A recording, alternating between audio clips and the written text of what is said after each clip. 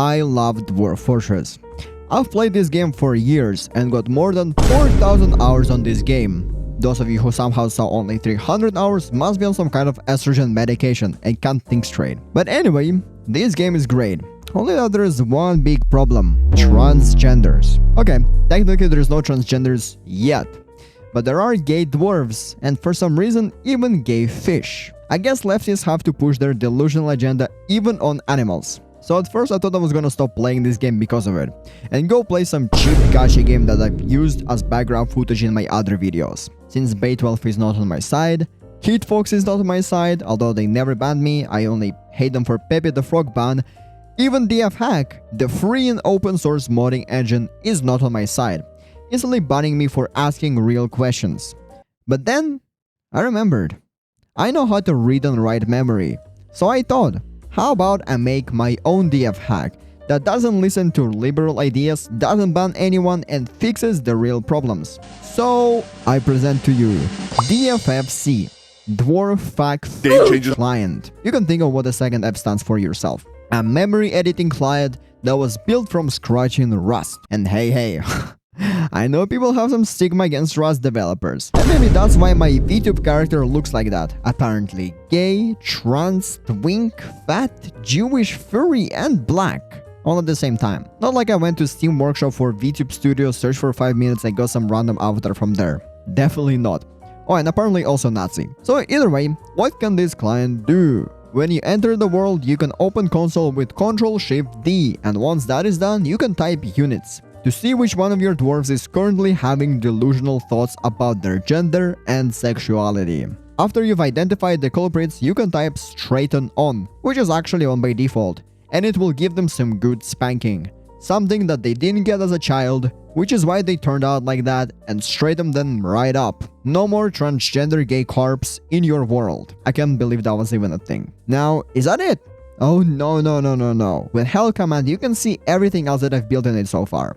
Like Fast Dwarf, Fast Mine, Reveal to reveal the map, Prospect to see where each one of your ores are, Auto Milk and Auto Shear are currently slightly bugged. If no animals can be sheared or milked, it still says 1, but that's easily fixable later on. Because the biggest problem that I had to sit with for a while is character shit detection, map hover detection, and just camera offset. You can hover over any kind of creature and type who to know more about that creature, or who ID with ID of a unit that you can find in the units tab. Look ID will allow you to look and focus on that unit. Big one that I loved using in DFHack, Make Owned, uses DF's base units Make Own to transfer creature to your own fort.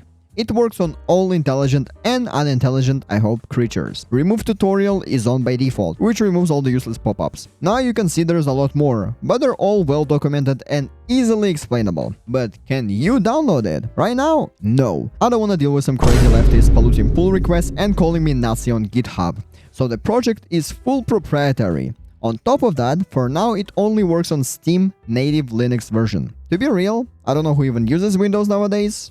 Oh wait, all the femboys do. Apparently those that specifically have LGBT channel assigned for them on Arch Linux Discord still use Windows because it's easier. Well anyway, I've got more plans. I'm a somewhat of a Vim connoisseur myself. None of your VS Code, JetBrains, and other bullshit code/text editors. And in fact, I have this problem I built for ex-Libre Linux machines. Because Wayland, despite being promoted as the best alternative, still doesn't have global keybinds. Honestly, I have no fucking idea what they're doing with that one. But what I have right here is using UDEV to simulate and detect mouse and keyboard movement.